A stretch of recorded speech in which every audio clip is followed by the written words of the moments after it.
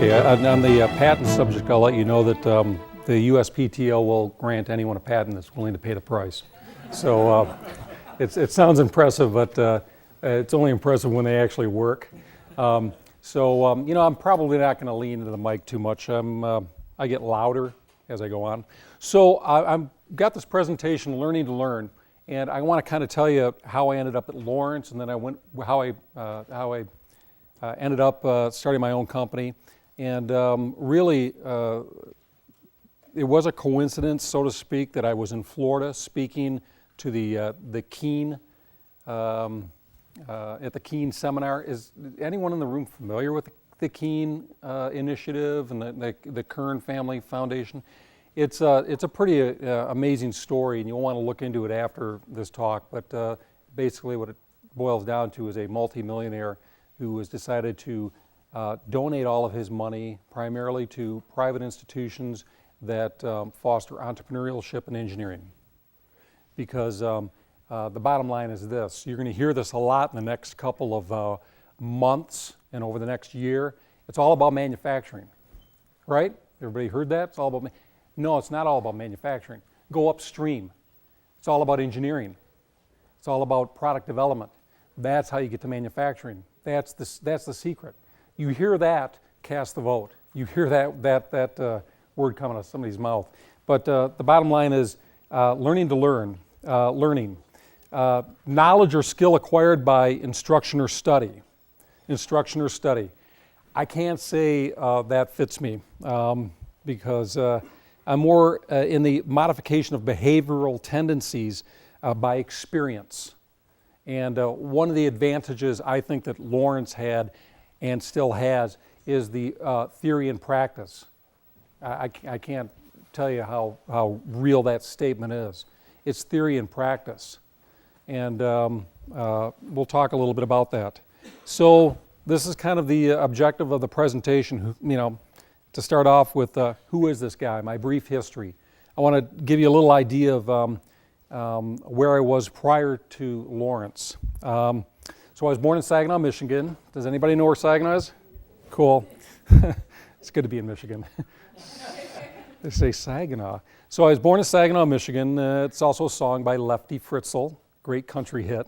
You can YouTube that. So I went to Westdale Elementary School in Saginaw, Michigan, where I was a budding artist.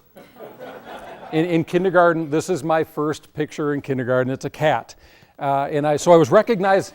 I was recognized as an artist, at least so my family thought. But what they didn't recognize was my dyslexia. I don't know how it went undetected, but that is the signature in the corner. And this was the beginning of a pretty serious learning disability that I managed to overcome with the help of my father. My father was my mentor. My father was a mechanical engineer and was in the machine tool business and recognized that I was having some pretty serious issues in school, and they didn't end up to graduation. But what he did was he kept me out of trouble, and the way he kept me out of trouble was interesting me in the things that I propagated towards, and it was mechanical things, motors. He bought me a motor when I was in the 6th grade.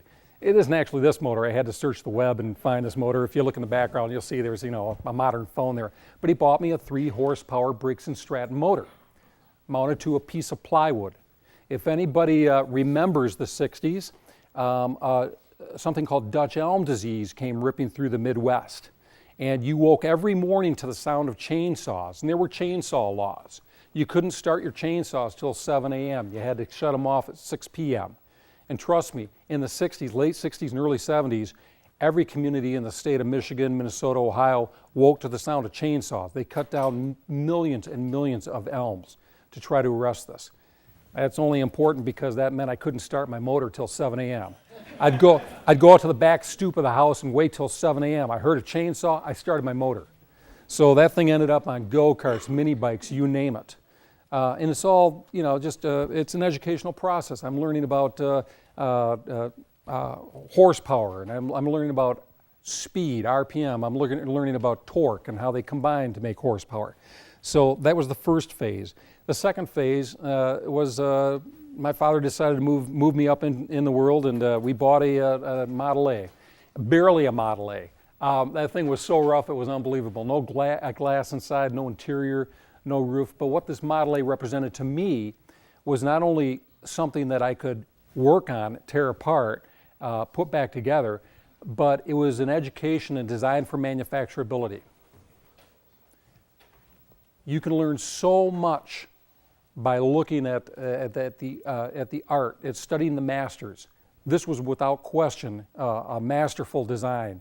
I remember in one particular case, we were working on the interior of this car, taking out boards, and I took out one of the floorboards, and I was maybe 9th grade, 8th grade, and I chuckled and I said to my father, I said, look, one of the farmers used an old crate as a floorboard inside. It had all the markings on it and everything. My father chuckled and he said, no. He said, Henry Ford specified all of the crates that his raw goods came in. And when they received those goods, they'd open them up, take out the material on the inside, and send the crate down the other end of the line. Green, we talk about green, he didn't waste a thing. So, at that period of time, it was an efficiency that we could appreciate today. So basically, it's the beginning of my engineering studies, looking at the way things were assembled and the way things were designed. One other aspect of a Model A that's just mind-blowing at that time is how you time it. You know how to time an engine. Looking at top dead center, number one cylinder, and setting the gap and setting the spark. You had a little screw on the front of that engine block where you unscrew it, it had a bullet nose on it. You'd stick it backwards into that engine, you'd turn the crank until it popped into a hole. There was a timing hole on the timing gear that told you were top dead center, cylinder number one. You'd open the distributor, rotate it, tighten it down, you were done. Definitely designed for the user, the farmer. So a lot of education went into that car. That's the car that, and in its final state, it was not pretty, but it started and it ran. And that was the transportation to and from high school. So I got out of high school on what I call a sympathy degree. I couldn't read. Couldn't calculate a fraction. If somebody asked me how to add or subtract a certain percent on a number, I really couldn't do it. So with that knowledge, my father got me into Northwood Institute. He knew the president. He knew I was a good kid. He said, give him a chance. Let him go to Northwood. So I studied advertising at Northwood Institute. And it was without question not for me. I longed for something that was more tangible, more science-based. But in hindsight, today, I rely on many of the lessons I learned from my advertising professor, Ron Ellis. He used to pound into our head, to whom, what, and how, to whom, what, and how. He was talking about advertising. How do you sell your product, who are you selling it to, and how are you going to sell it? And those were really valuable lessons. Well, that didn't work for me. I didn't succeed at Northwood Institute because you had to write. And really couldn't write. Hadn't read a book yet at that point. True. And so I decided to go to work at the foundries in Saginaw. So I went to Gray Iron Foundry where I landed a job on Line 6. Line 6 was very important because Line 6 had been opened in 1929 to cast the first inline 6 motors. We were still setting cope and drag by hand. This was great. You know what a cope and a drag is? The drag is the bottom half of the mold, the cope is the top half of the mold, and you ram the sand by machine, pull a flask in, put a pattern in it, put the cope on the drag, send it down the line, pour the steel in. If there isn't too much moisture in the cope and the drag, you get a casting out. If there's too much moisture in there, that water goes to gas like this and it pops out. You've seen pictures of it. Looks like fireworks. So it was pretty cool. I mean, that's a good education. I mean, that's very, very hands-on. So I worked at Gray Iron Foundry for 2 years. At which point my father decided, my mentor, my father decided he was going to open his own engineering company. Up until that point, he had taught me the principles of drafting, and I'd learned quite a bit about design. I still didn't have any numerical values to put against it. It was all empirically driven. So I joined my father in his engineering company as one of 6 draftsmen, and I was very fortunate because he had an incredible team that had been with him for 23 years. And anybody in the room ever worked for a parent's company? Okay? It is the opposite of easy. Because all the people there in that company are chartered with making sure that you earn everything you ever get.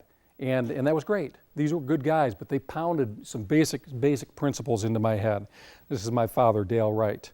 And that company became Wright K. It was up in Saginaw, and it was a pretty significant contributor to the auto industry. I left Wright K because, as you can understand, I thought, well, I've got to, grow a backbone and survive on my own. What do you do when you're a draftsman in the auto industry or in the machine tool business? And you're in Saginaw, Michigan. You go to Detroit. That's what you do. You want to find out if you're worth anything? Come to this town. Come to this town and try to survive in the auto industry as a draftsperson. So, my path to Lawrence University. I joined a group in Madison Heights called Stellar Engineering. Anybody know Stellar Engineering? We had 500 people on the board. We competed with Modern. This is before Modern Engineering. This is before CAD.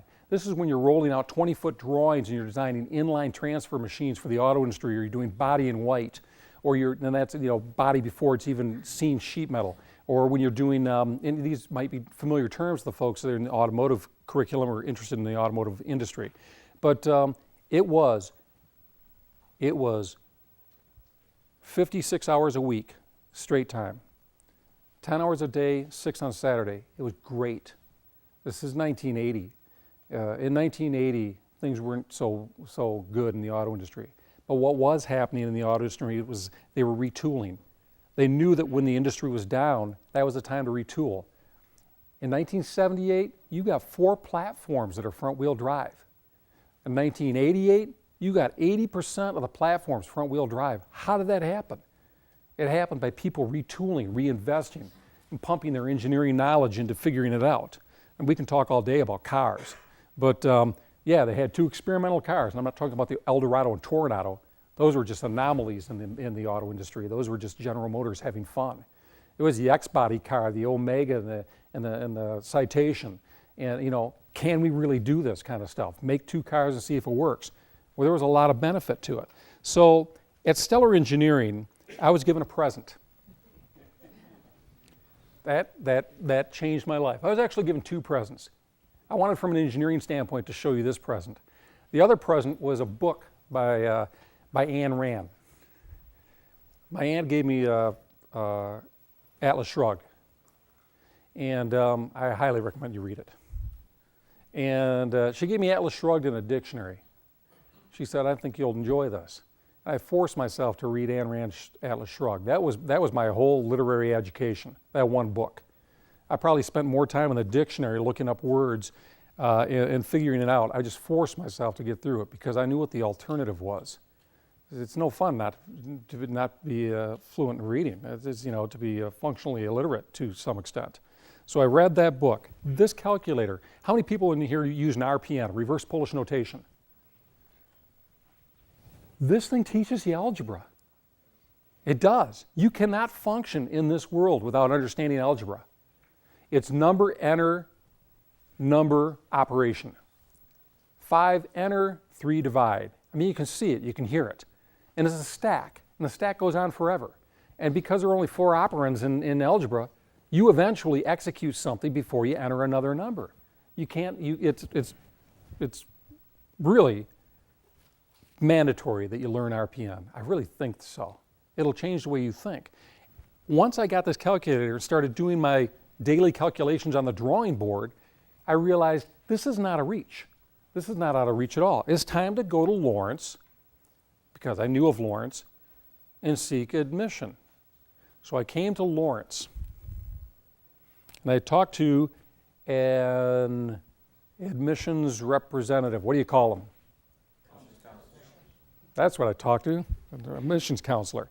And he looked at my transcripts and looked at my background. He kind of probably chuckled to himself and he said, "I tell you what, you go to OCC and you take your high school prerequisites and you get the grade in those courses and then you come back here and we'll take you under probationary status." So I did that. So I went to Oakland Community College and I took my prerequisites. I did it in 1 year. And I came back to the admissions officer and I said, I'm ready to come to Lawrence. And it was a different school at that point. It was most definitely a different school. I'm so impressed with what I see here. I mean, I don't know if this was a cruel joke to bring me here and show me everything you guys do and then expect me to have anything important to say. It's incredible what you guys are doing here. I have never seen in an undergraduate program the tools and the opportunities you have here. I haven't. And I've been to a lot of colleges, not as a student, but I haven't seen this. And so I went to OCC, and then I came back to the Lawrence I know. So this is the Lawrence that I came back to. I put this other slide in here because I wanted to say I really prefer this one. But this is the one I came back to Lawrence. And while I was at Lawrence, I experienced something that I probably wouldn't have experienced anywhere else. And I do mean this. I really look at my title of my presentation, Learning to Learn. It really was more like learning to compensate for the inability to learn. I never did figure it out. It just, it's just determination. It was a culture of practice here. It really is. Do you guys hear that in your curriculum?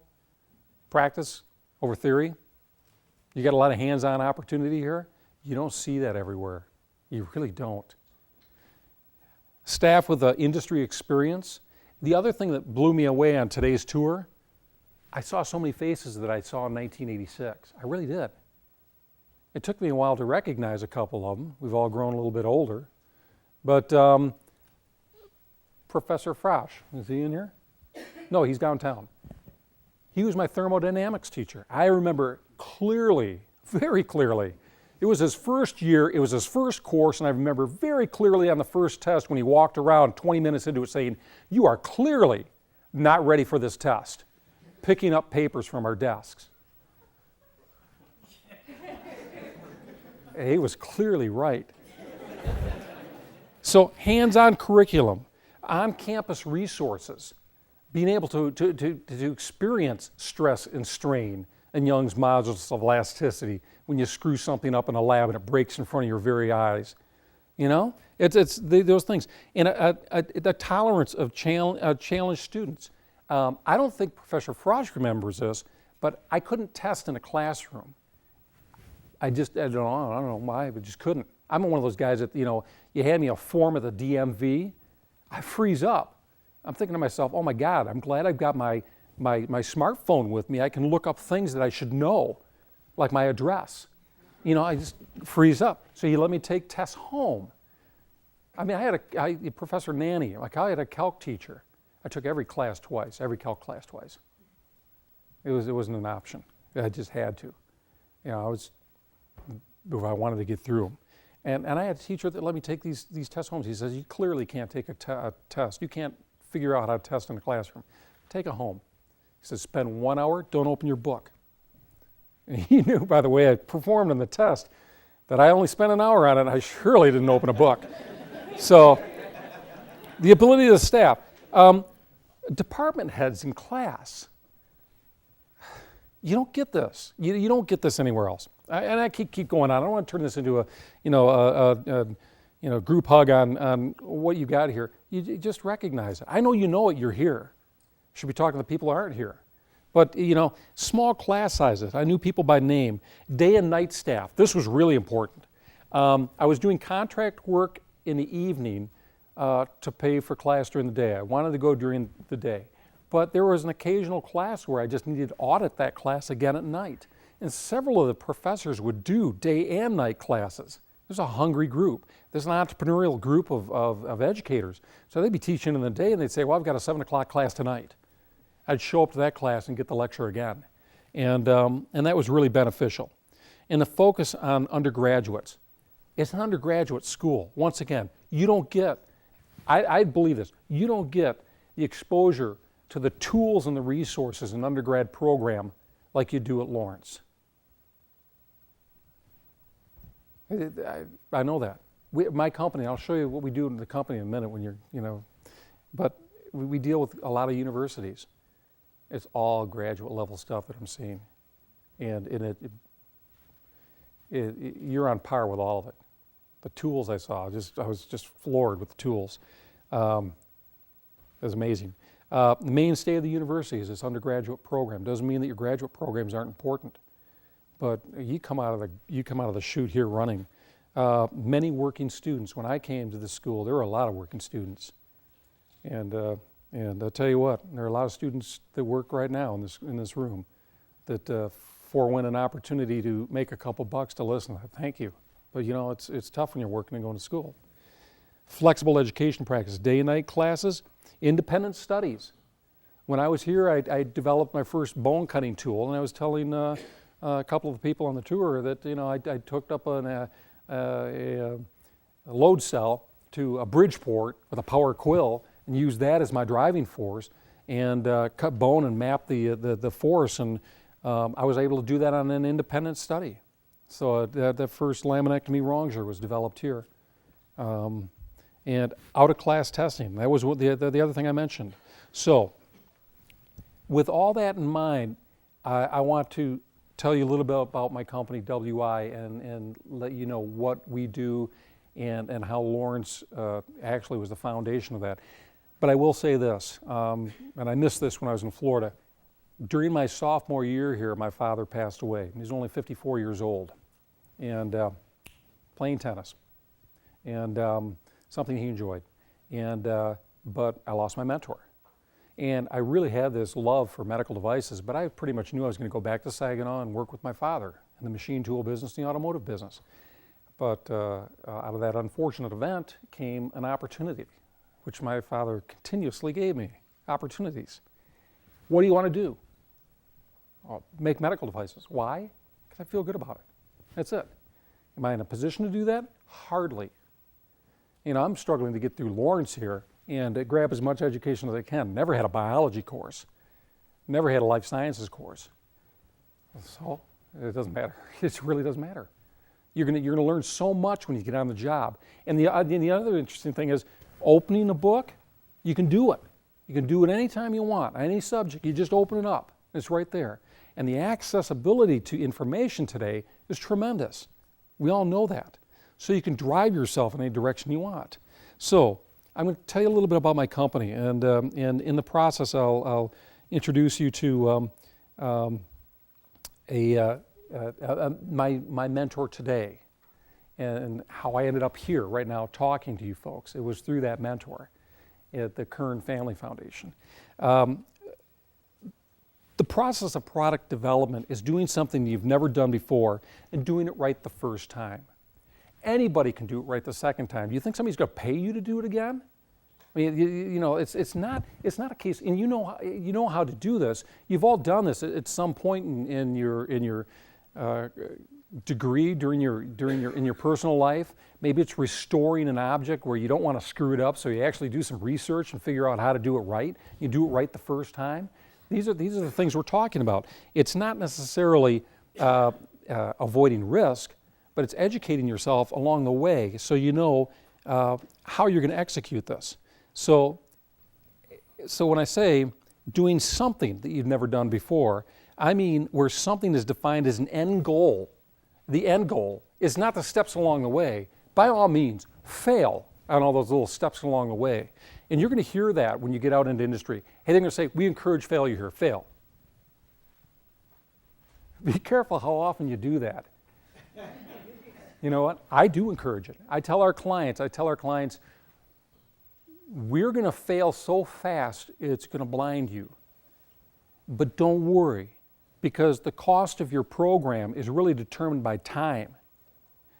If I run over my timeline, I will most definitely blow your budget. And if you're venture capital backed, private equity backed, or even backed by your own corporation, once you pass that mark you've put in the sand on your budget, it's never good. And so we say something's defined by an end goal. Success is reached by climbing a series of rungs, each supported by a series of discrete efforts. The discrete efforts are comprised of successes and failures on the bench, less than optimal prototypes, undefined expectations. Now remember, when you're doing your prototyping and it's less than optimal, As long as you go into it consciously aware that it's less than optimal and that it has its limits, then you can factor those elements out of your results. Unexpected results. Unexpected results can be good and bad. Parallel process development. And we'll talk a little bit about parallel process development and change in team dynamics. That happens. So the common threads of an entrepreneurial organization, they're vertically integrated. Does everybody know what vertically integrated means? Show me some hands. If you know what it means, I want to see. A vertically integrated company is like Henry Ford's River Rouge plant. Definitely vertically integrated. Raw material in one door, finished product out the other. Vertically integrated. They made their steel, they made their glass, they made their product. They were focused on their product, not a horizontal organization that's focused on processes. Whatever process they needed, that was on their critical path. That was their vertically integrated company. And there are some companies like the Patagonia company right now. They own their own sheep. They own their own cotton. They own their own. They manage their materials coming in. So focused yet flexible. Unconventional cultures. Okay, unconventional cultures. This is my personal belief. Of course it is. Everything I'm saying is my personal belief. You can share it. Stephen Jobs was a genius. He really was. But that doesn't mean that everybody who throws their stapler against the wall and rants up and down the hallway is by God of genius. That's not the element of genius. That's just what he did. So now a lot of executives are using it as an excuse to, behave that way. That's not at all the message there. So unconventional cultures can mean a lot of things. At WI, our unconventional culture is, I'm in Colorado. I've got a young staff. They want to snowboard and they don't want to do it on the weekend because the traffic going up to the mountains is really bad. They'd much rather take Wednesday and Thursday off and go snowboarding. That's what they do. So I don't believe in snowboarding. Skis, that's where it's at. Unconventional environments. Environments that we do a team thing. Anybody go to summer camp and you got the buddy system when you're swimming in the lake? They blow the whistle and you're supposed to find your buddy and hold up their hand.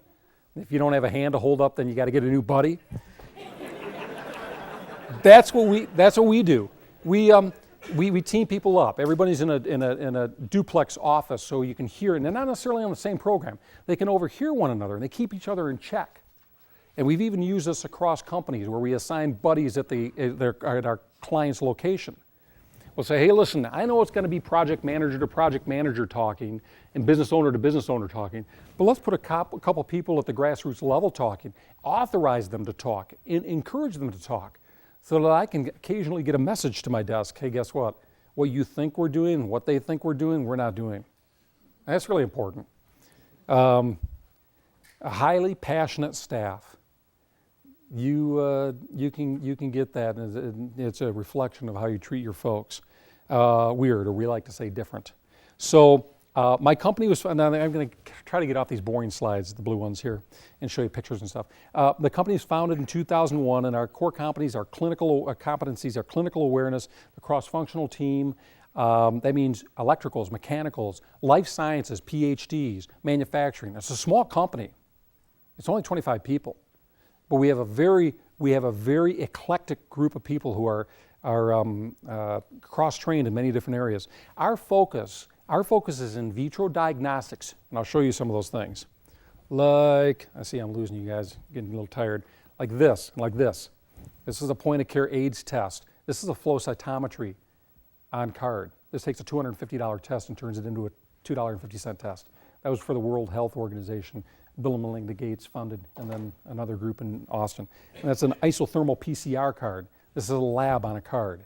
So this is a $25 card. This detects MRSA in 1 hour. So in 1 hour with the sample, pop it into a machine, and I'll show you how that works. That's the kind of stuff we're doing in the in vitro diagnostics area. In organ perfusion, we made the first organ that transports a kidney, keeps it alive during transport. We've been written up in a couple magazines, but more important, our products have been published from our customers. So a couple of awards and acclimates in some of the companies we do business with, and some of them are big, some of them are small, some of them are out of business. So that's the way it goes. So the process we do is we go from a concept, and you recognize this as a typical SolidWorks file, to a finished product in-house. And I'll show you how we do that.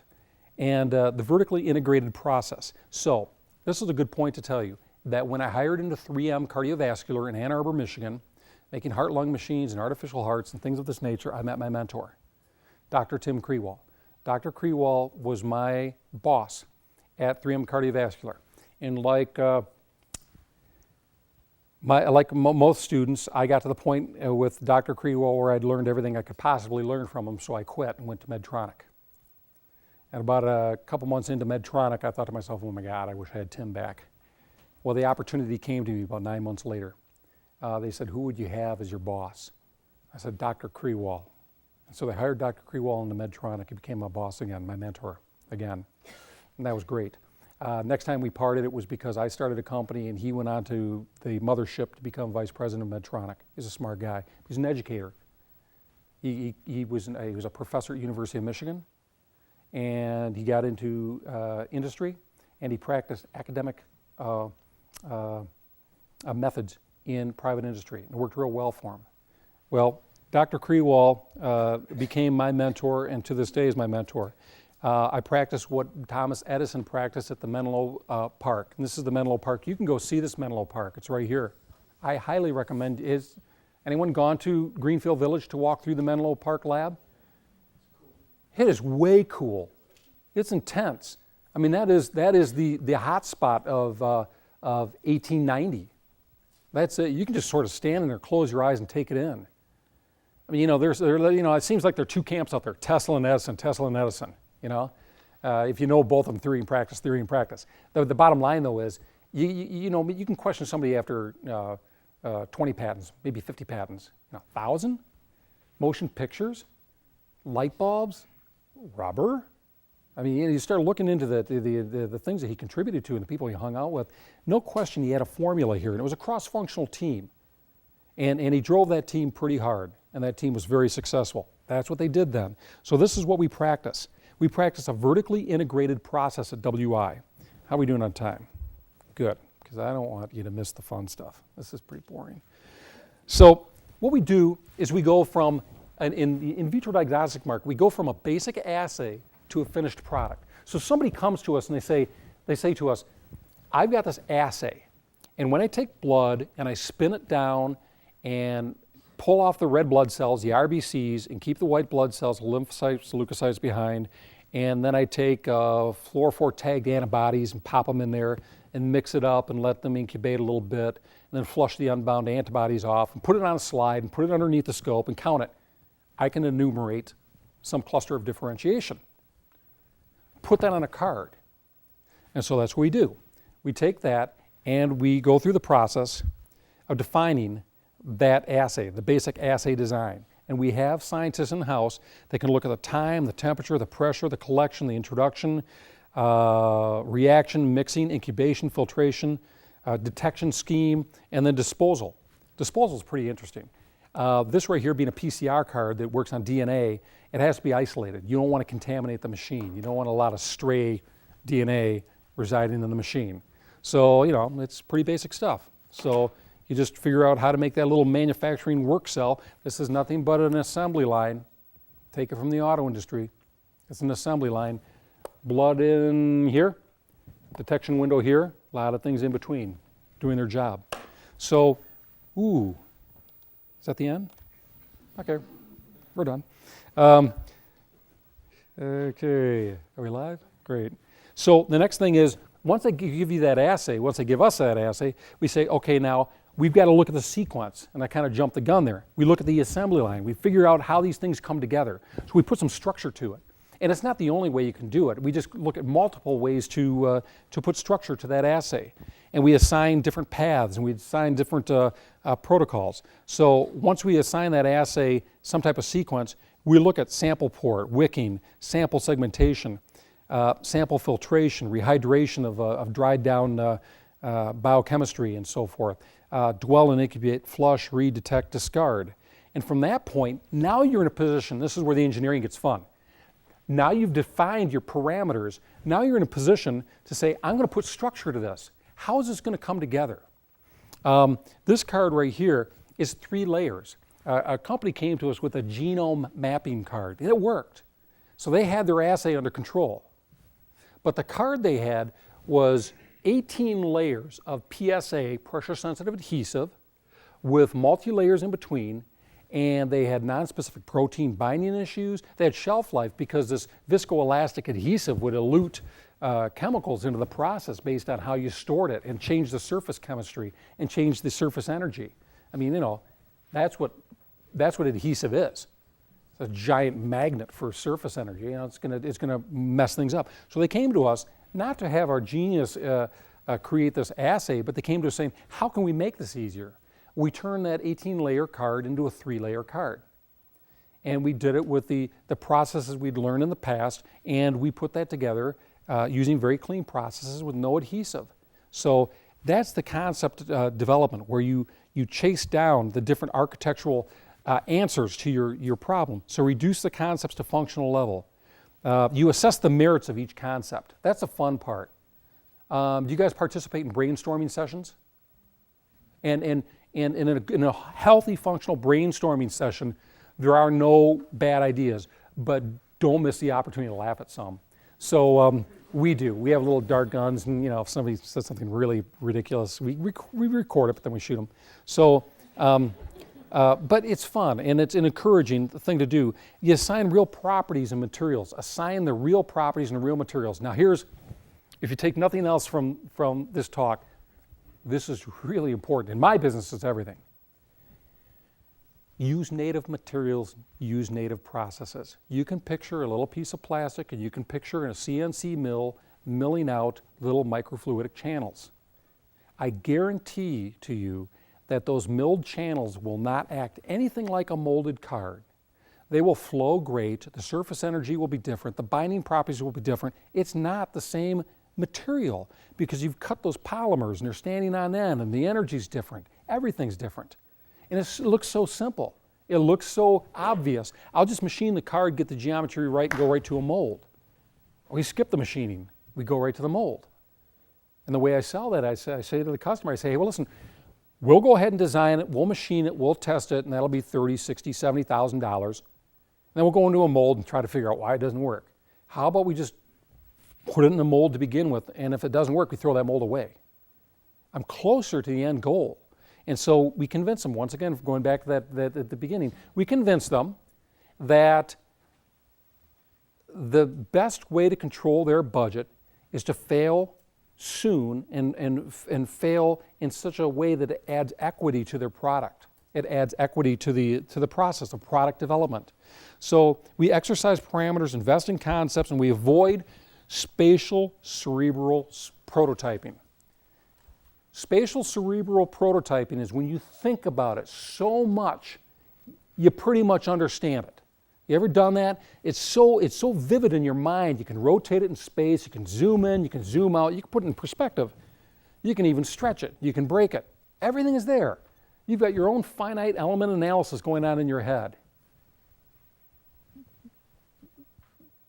Don't trust it. There's something out there called gravity. And it's in your head, but not to the extent that it will be in the end product. There's so many things out there that you can't factor into it. I'm not saying don't think about it to a length's end, but I'm just saying don't use that as your final answer. Here's what we do at WI. Every concept gets recorded. Every concept gets recorded. We talk about the pros. We talk about the good things. What do we expect from this concept? We talk about the cons. We talk about what does this concept not give us? And then we say, what is the feasibility work to validate my pros, validate the cons, or move one from one column to another? Doesn't that look simple?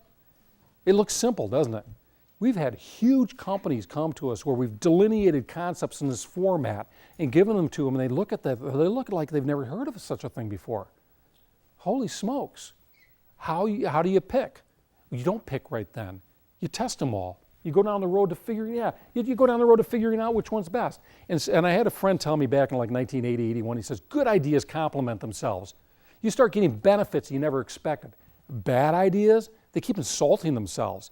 Pretty soon you find yourself putting a flying buttress against one wall to keep the wall up, and you put one on the other side, and all of a sudden you realize that's, you're putting, straps and all sorts of things around the idea, and pretty soon you go, oh, maybe this wasn't so clean. It looked very clean at the beginning. That's okay, move on from that. Then you get into the industrial design portion. Okay, so you're going to learn a little bit about me right now. Industrial design is very, very important, but form follows function. Don't make it pretty before you make it work. Okay, understand the physical constraints. Mock up the geometry with components in hand. I can tell you one situation in one product where the board of directors had been sold a box. No joke, they've been sold a box. It was blue, and it had a screen, and it had a slot in the front, and you were going to take a card that had not yet been designed. You were going to pop it into this box, and an optics system, which had not yet been designed, was going to count the cells. Well, reality set in. This is 2005. We got a 10 megapixel camera in 2005. You can go to Walmart, get 20 right now for 90 bucks. In 2005, you were paying through the nose for a 10 megapixel camera. The box was about 1.5 times larger because of the optic stack and column. They couldn't accept it. The board of directors could not accept it. No, that's not the box we signed up for.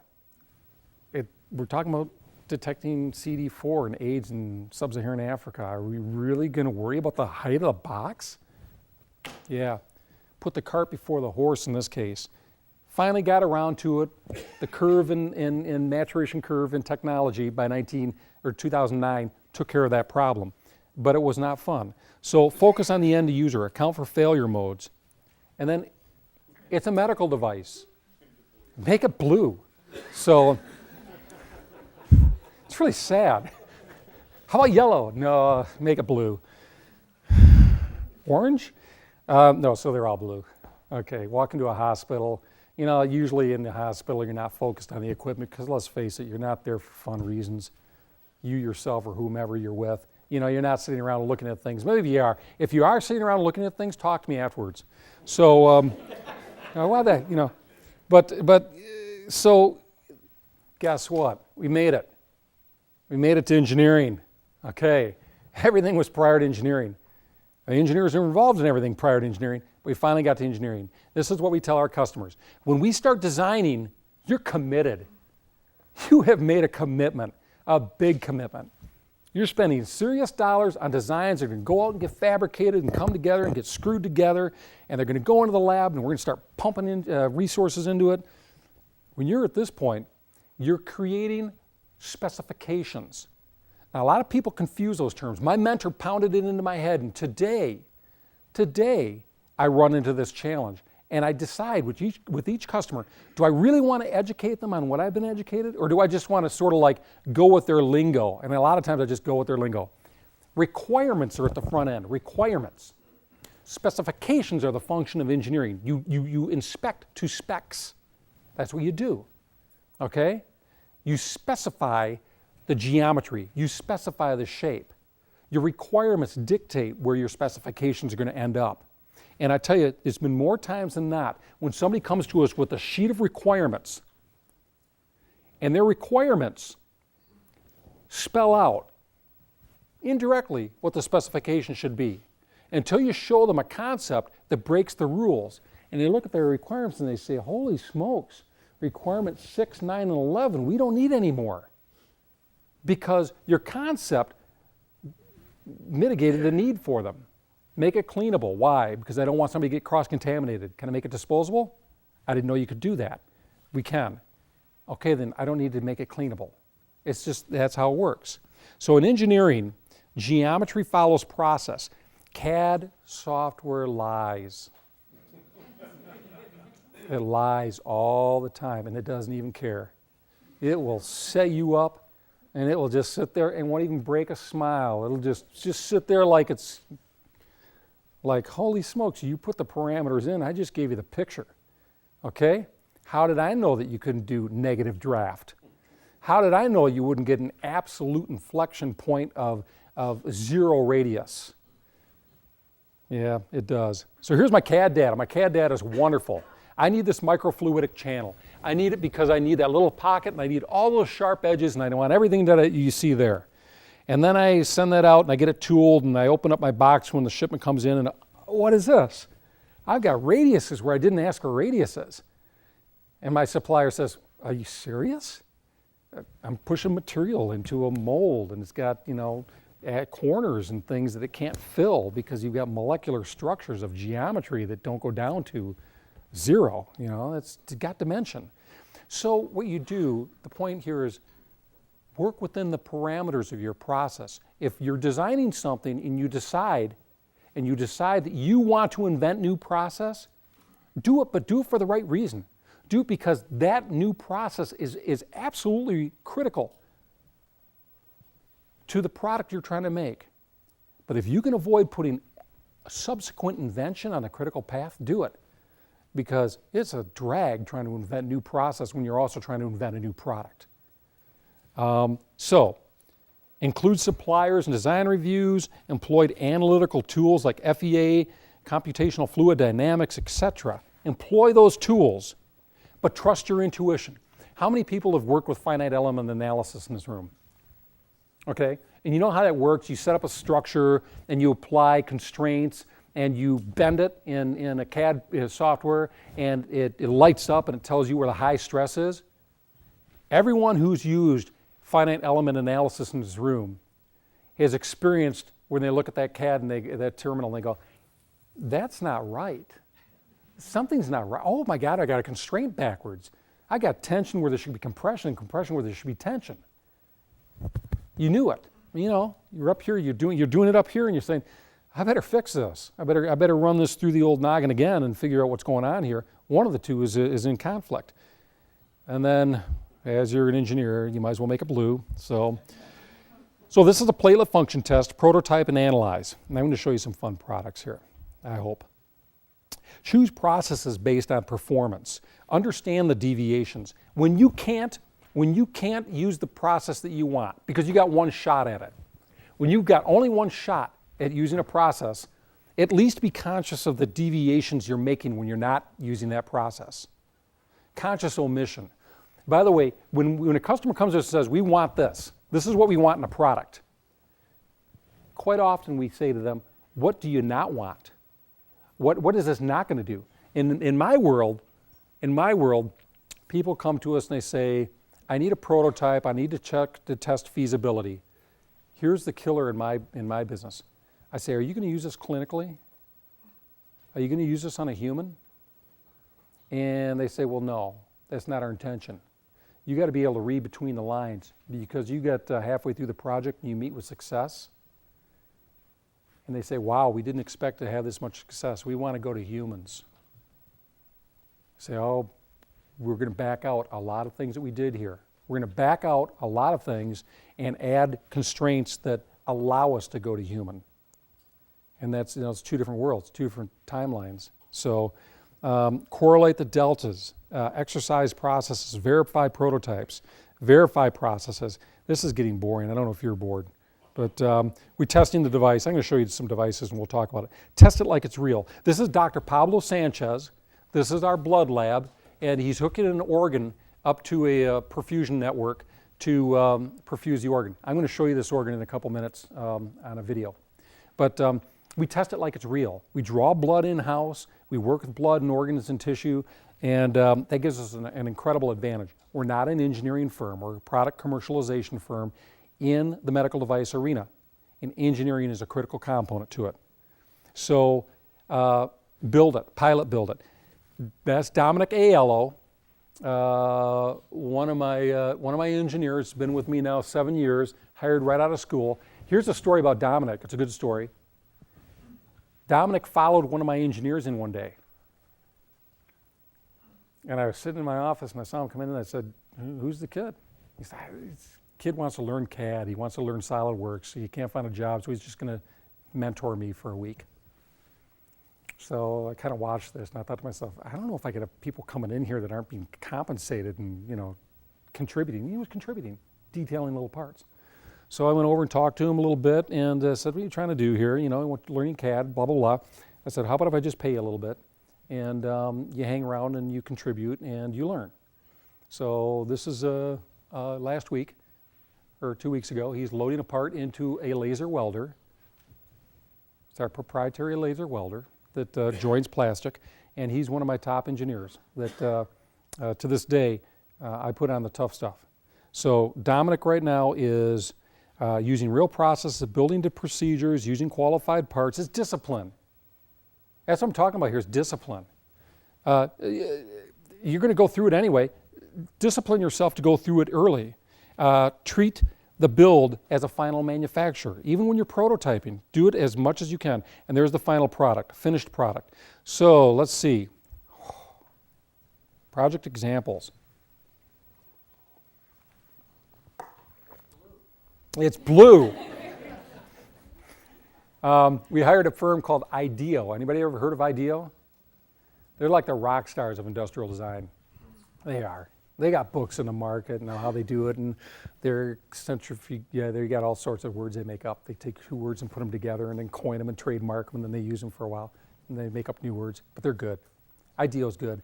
That's the first organ transporter that keeps a kidney alive outside of the body.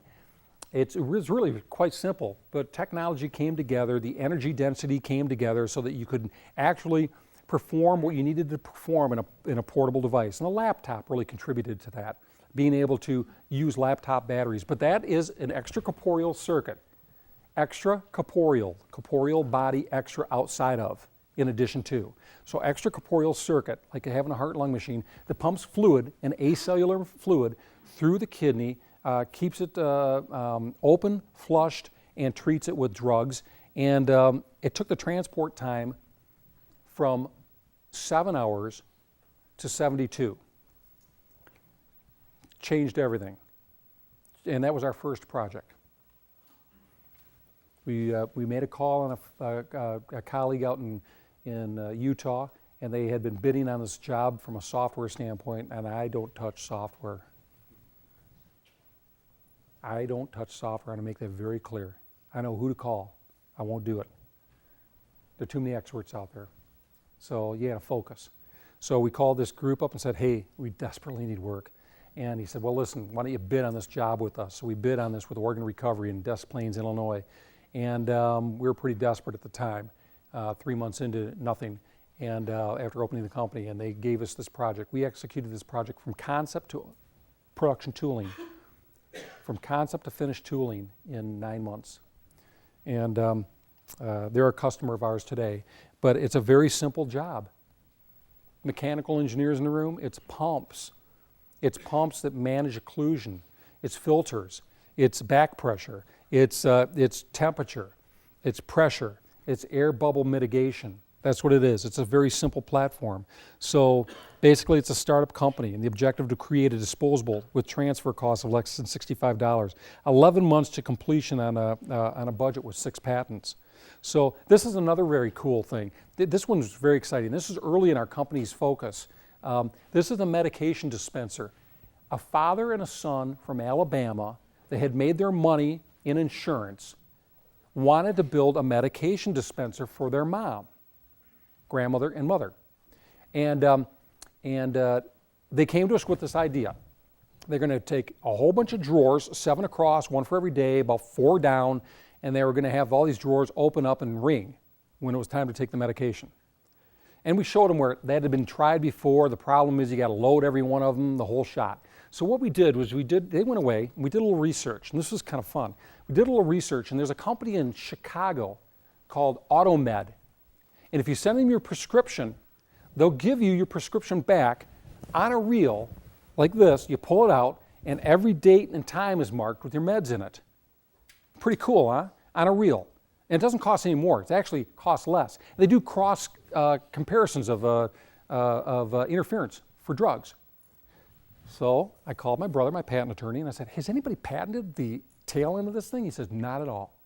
We took that reel, we popped it into a machine, made an automatic feeder that's cell phone enabled, calls you, calls your caregiver.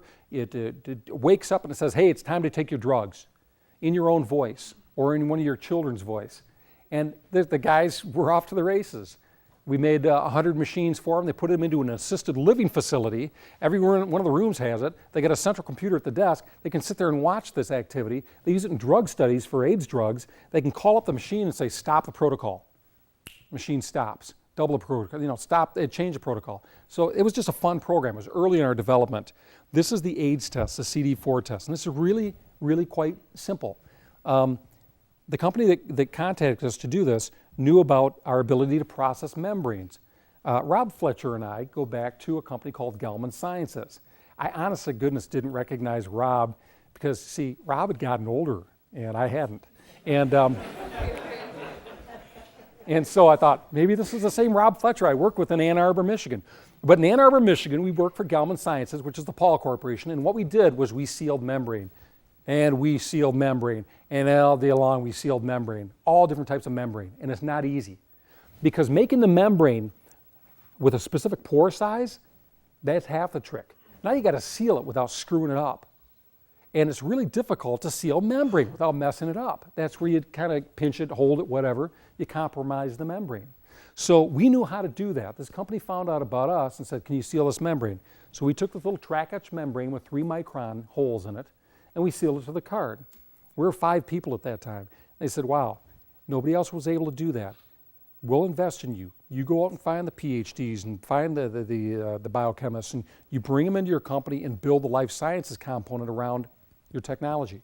They did that for us. That happens. They said, we'd rather stick with you and your methodologies and go find somebody else that already has the skill sets but doesn't have your methodology. So we built a company around this one card. A finger prick of blood in the entrance port. It wicks up 3 microliters. It hits a little geometry that we designed in here that stops the capillary action. We call it capillary interruptus maximus. And it just stops it right there, little arrow.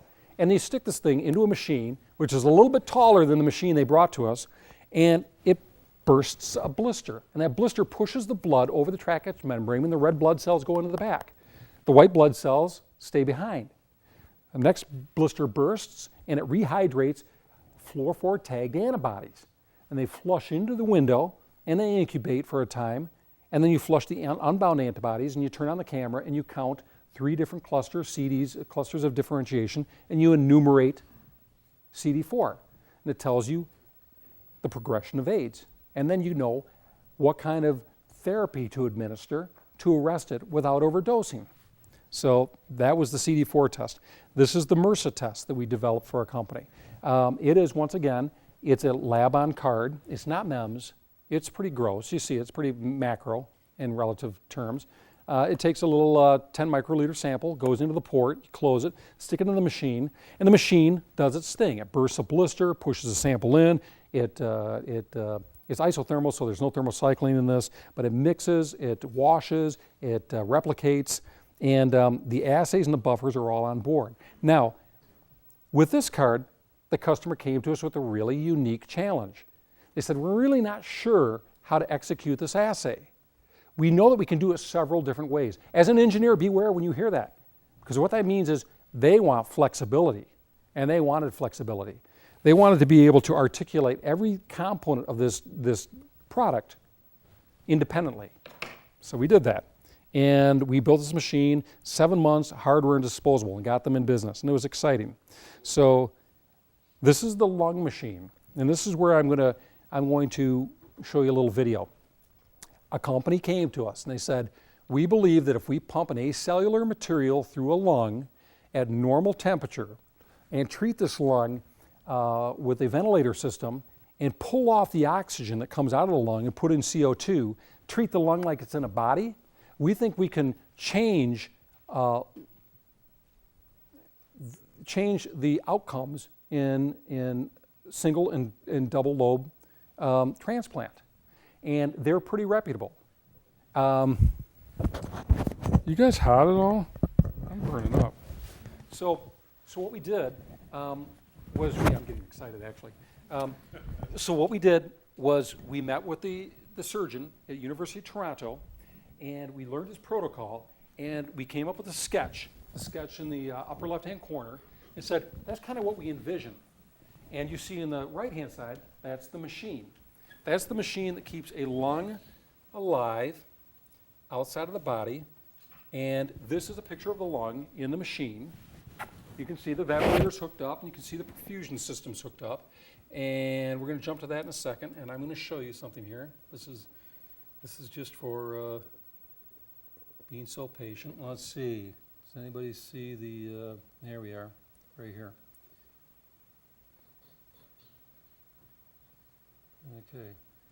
Okay, so here we are. This is at TEDMed. So what you're going to be hearing is Dr. Schaff describing this. So we do have audio on this. Out of the body for a period of time and exposed to different stresses in the recipient.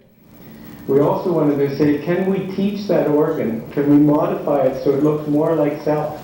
So when you put it into a new recipient, that recipient doesn't reject it. The problem with our paradigm was the fact that we would have the organ in the donor and we had very little time to assess it and very little time to work on it and fix it. So when we developed ways to genetically modify the organs, we were able to do this, but only in a few organs. We then set out to develop a system that you see here, where we could keep the organ outside the body at normal temperature so that we can actually assess its function. We can work on it and treat it with drugs, with medications, and with sophisticated therapies like gene therapy, like cell therapy. And what you're looking at here is a pig lung that we retrieved this morning in a similar technique that we retrieve lungs for human transplantation today. The lungs are put on a circuit where they're breathing with a ventilator. The breathing tube here goes into the airway of the lung. And it's breathing just like a patient on a ventilator. So that program was executed from concept, tubing on the floor, I call it. Tubing on the floor at the University of Toronto and turned into 4 machines in clinical use under a PMA with the FDA in 18 months. Nobody touches that. Nobody does that. I know it. My competition knows it. The other people in the perfusion business know it. That was incredible. Now, just a little footnote. Getting back to Detroit, you saw that machine with the skins, the enclosure. Those were made by Jack Roush in Roush Racing. I had a few connections. I called them up and I said, I know you guys make skins. I saw you last week at Talladega. You hit the wall. So I know you're making skins, so make me some skins. And they made the fiberglass skins, and they made them under the proper processes that allowed us to roll that machine in to an OR. And there's a requirement called, God, I'm going to blow it, IPEX 4 standard. And don't ask me what the acronym stands for. It's an international standard for fluid ingress. It had to take a shower head, certain liters per minute, horizontal into all of those pumps and mechanisms for 10 minutes without ingress into the machine. But the auto industry can deal with that. That's nothing to them. You know, us medical people, we whine about that stuff. The real geniuses in the auto industry talk about taking a heart lung machine across railroad tracks at 60 miles an hour, leaving it outside at -20, starting it up, taking it to Phoenix at 120. That's some engineering. That's some real engineering. I don't take us too serious. So this is the last product I'm going to show you. This is the one that I just feel like probably I'm just going to call it quits after this. So a company came to us and they said, I've got this solution. That little vial right there is about this big. They said, I've got this solution, and if I inject this solution into a patient undergoing MRI, I see all cancerous cells. I can measure the metabolic rate of the cancerous cells. And I can apply therapy and watch the metabolic rate change and watch them die. And really, in my company, we do have a requirement. It's got to be a real medical device. Okay? It has to be something that the FDA sees as a medical device and is recognized as a medical device in Europe. So if somebody comes to you and tells you they got that cocktail, you question them. I didn't question them. It was GE. They know what they're doing. They said, that's the good news. They said, here's the bad news. So, sitting on the edge of my chair. They said, it's food. It's pyruvate. It's pyruvic acid. It's what the cancerous cells eat at an order of magnitude greater than any other cell. And what we do is we trick it. We put a little flag on it called C13, carbon 13. And we hyperpolarize the carbon 13 in the 3 Tesla, 4 Tesla magnet. But we do that at 0.8 Kelvin. Oh, okay, so you mean like the 0.8 Kelvin is colder than the universe? That 0.8 Kelvin? Yeah, that 0.8 Kelvin. So they said, oh yeah, and the solution that's in there is at 1.7 pH. Great. Great. Is there anything else I should know? They say, yeah, there's another thing. We hyperpolarize this at 0.8 Kelvin, it's 1.7 pH, and then we shoot a fluid into that vessel that's 130 degrees Celsius under 250 psi. Okay, sign us up for this, because I want to put all the liability of my company on this science. They said, oh, there's one more caveat. The stuff we're pumping in there that helps us hyperpolarize it is a toxin, and we have to flush it out of that solution, and we have to neutralize the pH. And once we flush this EPA out and neutralize this solution, it has a 63-second half-life to get it in the patient. Yeah, I'm glad you guys are finding the humor in that, because most people would get lost at Kelvin. Is that like the comic strip Kelvin? No, that's like the other Kelvin. That's like the negative form or whatever. It's a negative. So it's being used today on patients. University of California, San Francisco. 3.5 years. And what we did was we developed the disposable. This little vial is a component in the entire disposable. And the machine you see next to it is a hyperpolarizer. And you take that disposable, and you couple it into that hyperpolarizer, and you push go. It has 4 channels. It produces every 1 hour, 4 samples for 4 patients. And that machine sits next to the MRI room. And it's going to change everything. It's going to change everything.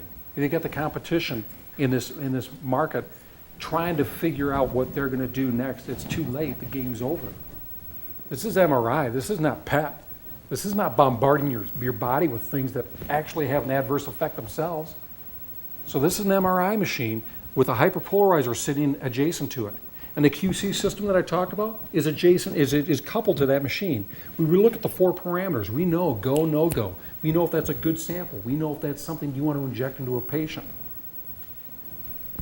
And this machine, like I said, is being used at UCSF. And it's going through its 2nd human trials in June. And there are 6 more of them on the dock. Now, the other component to this little piece of science is that you actually have to ship the sample cold from manufacturing, from the pharmacy at -20. Now, I didn't know this. I thought I knew something. And I didn't know this. I know even less now that I visited your campus. So there are people that do that all the time. I didn't know that. I've been working in oncology for a while. There's big companies out there that ship frozen stuff all over the U.S. and Europe and everywhere. I should have known, but -20, no problem.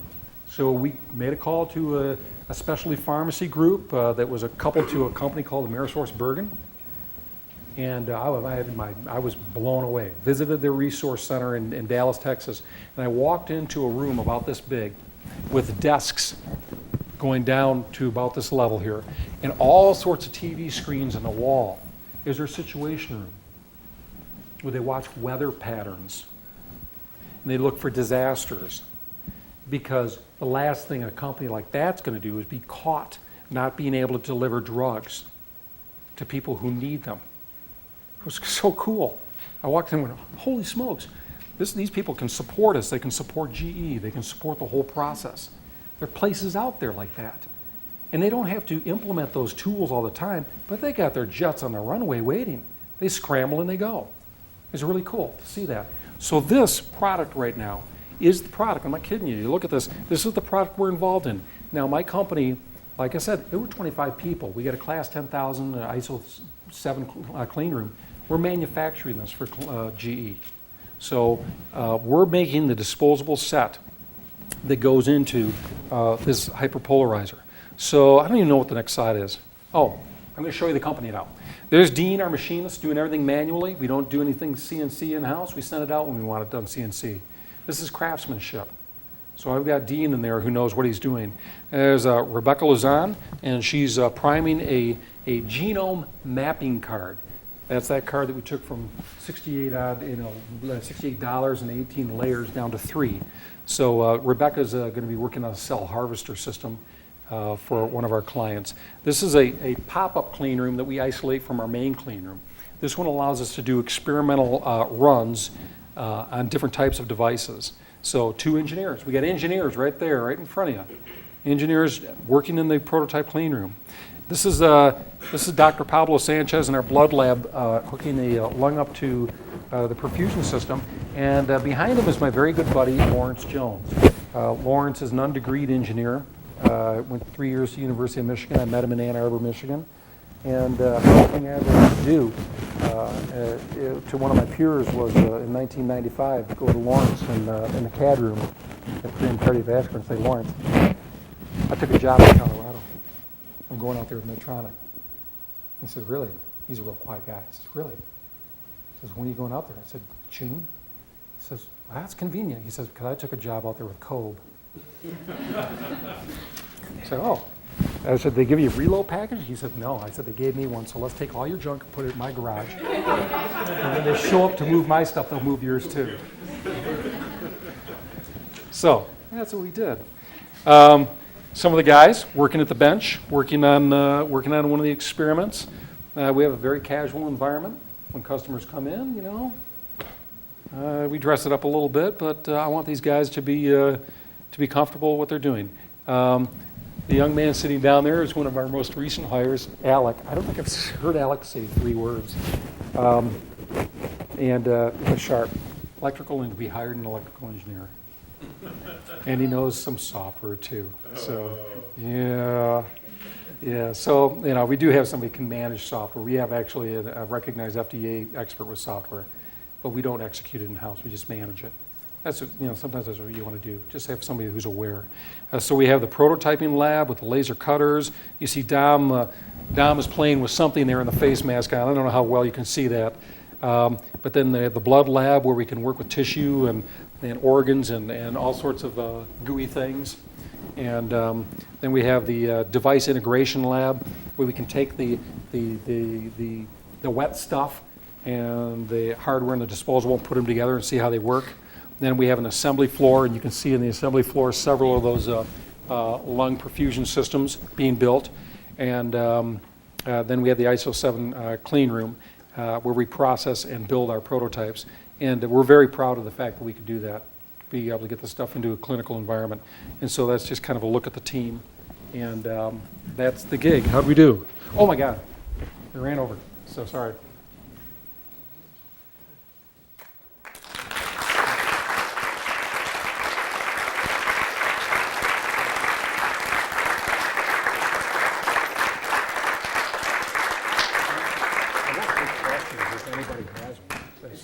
It's got to be very gratifying, I mean, because you're helping people.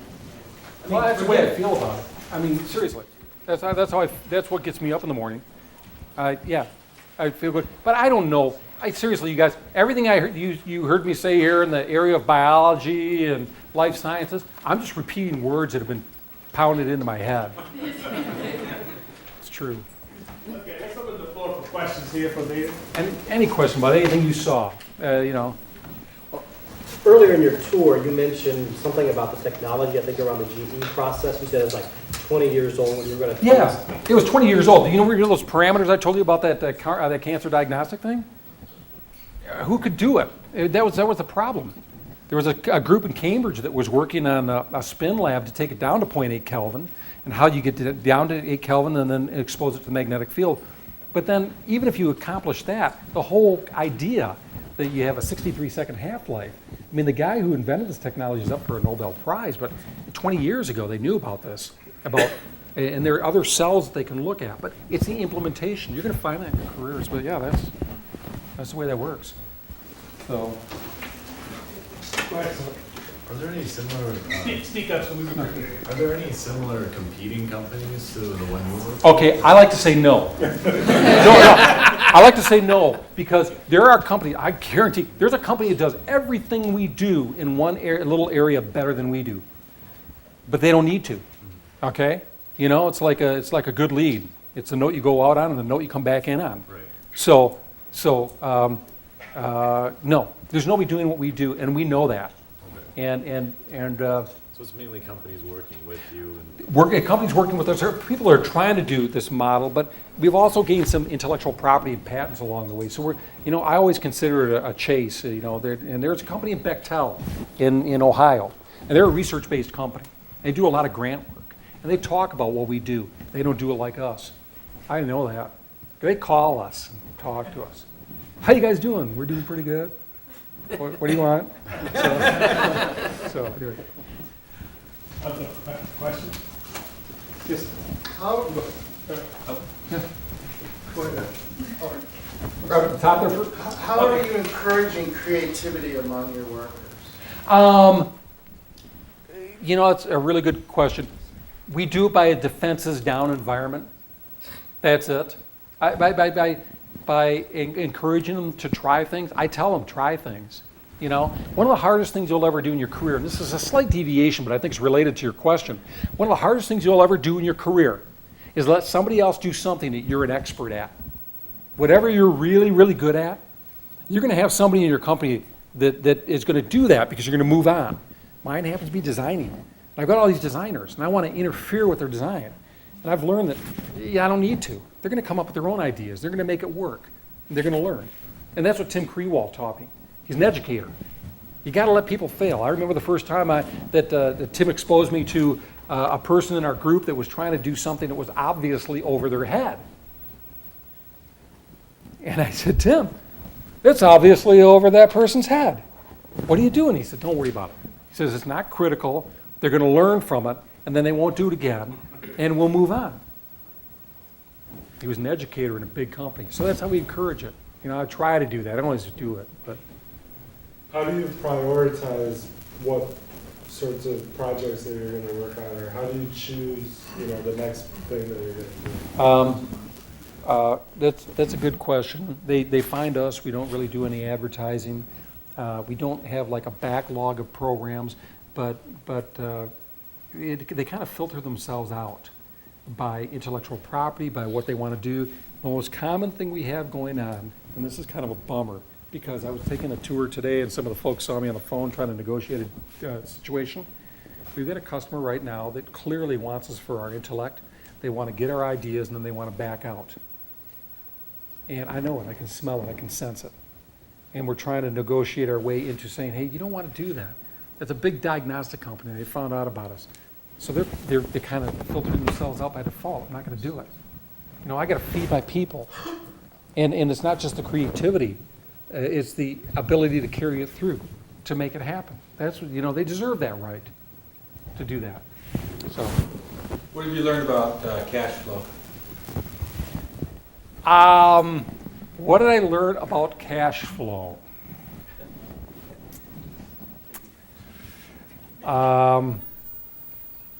Anybody taking thermodynamics in here? Yeah. Okay. You know where you're talking about energy going into a system? Replace that symbol with dollars. All those losses you get.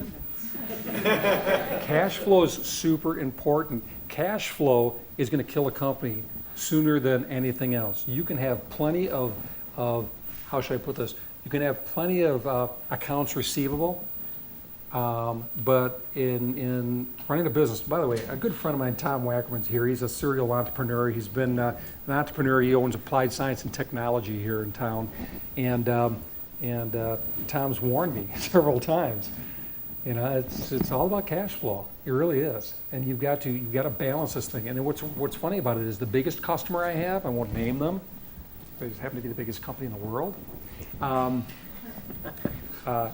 They paid net 60, net 90. Somewhere in that zone. Holy smokes. I'm funding $200 billion company.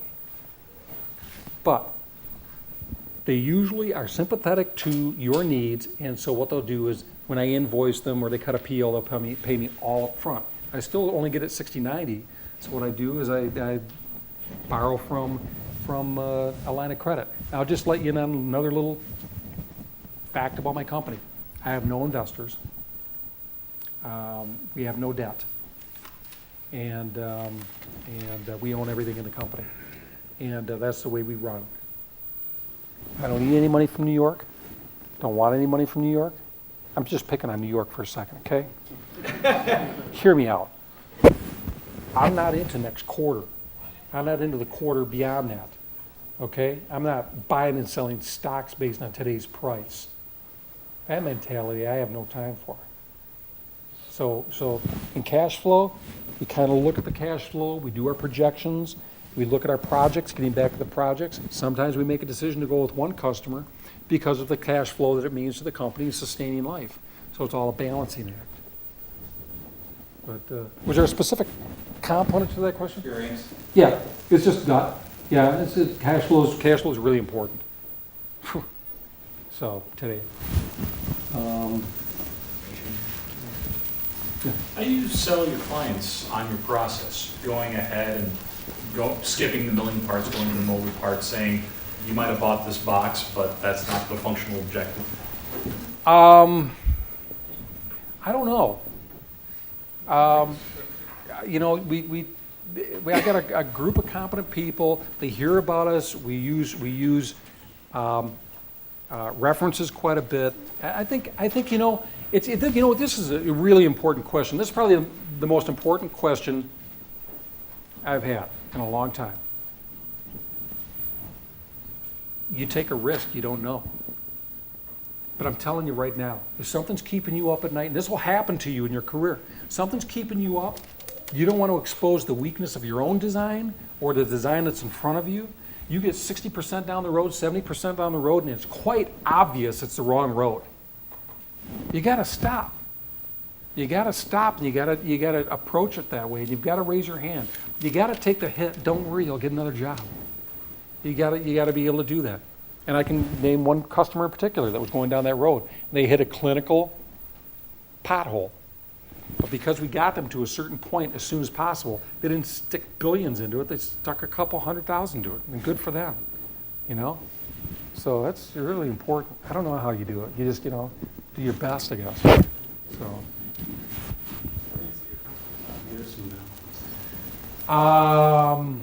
With a different name owned by somebody else. I don't know. I'm going to tell you, I didn't see my company. If somebody had asked me that, I'd have given them an answer if somebody had asked me that 10 years ago. And I'd have been dead wrong. 5 years ago, I'd have been wrong. I know what I want to do. I want to develop products in the medical field. I never would have guessed in vitro diagnostics. Never in a million years. That wasn't my gig. I knew about it, but I was a therapy type person, cut, stitch, connect, all about therapy. But I'm telling you right now, by the way, this is good financial investment advice. Diagnostics is the missing link.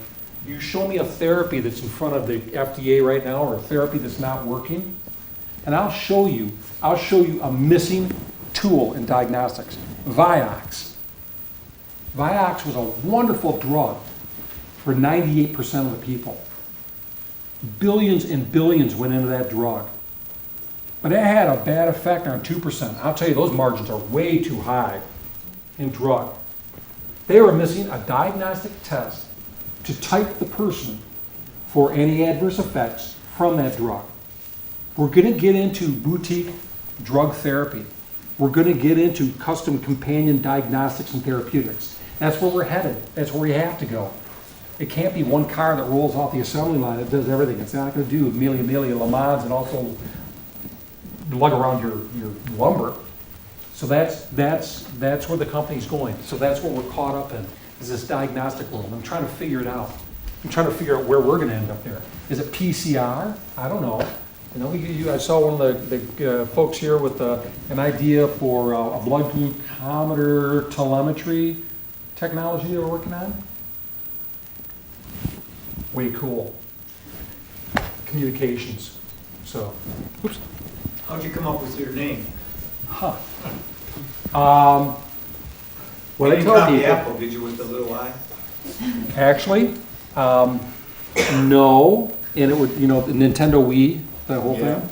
We had it 3 years before him, and my brother's a trademark and patent attorney, and they're starting to get into diagnostics and therapeutics at home, and so we're waiting for them to approach us, and then we'll send them a letter. Now, how I got into the name was simple. The logo person at 3M told me it doesn't matter what you name your company. We were putting branding on different medical devices. He said, make your name your logo and your logo your name. Make it one color so you can afford to print it. And I started thinking about GE. I don't even see the G and the E in it anymore. I see that logo. I just associate it with Apple. It doesn't say Apple. It's just an apple. You know, it's a symbol. So that's how I came up with it. And the crest was a mistake. It was a circle around the W and I. And I was moving one of the portions, and I grabbed just the inner portion of it, and it made a crest, and I just kept it. Now my son, who's a science student at University of Colorado, pointed out to me that W sub I is a symbol for work going into a system. And so I said, that'll work. I'll tell people that. So I want to close by saying, and I want to close by sincerely expressing that I was blown away by what I saw here. This is not the college I went to. Not at all. And I'm going to capitalize on that. Because the reputation that you guys are building right now, I'm just going to glom onto it. I mean, seriously, I've never seen the tools that you have here in an undergraduate program. And I just addressed my friend directly, Tom. You got to see one of the instruments here. They got University of Michigan coming over here to use it. We're talking about micro-enstron machines that are capable of in real time looking at the tissue at a very, very small level. That's cool.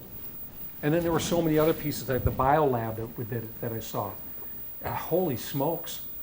You guys are much better outfitted than I am. Definitely. Take advantage of it.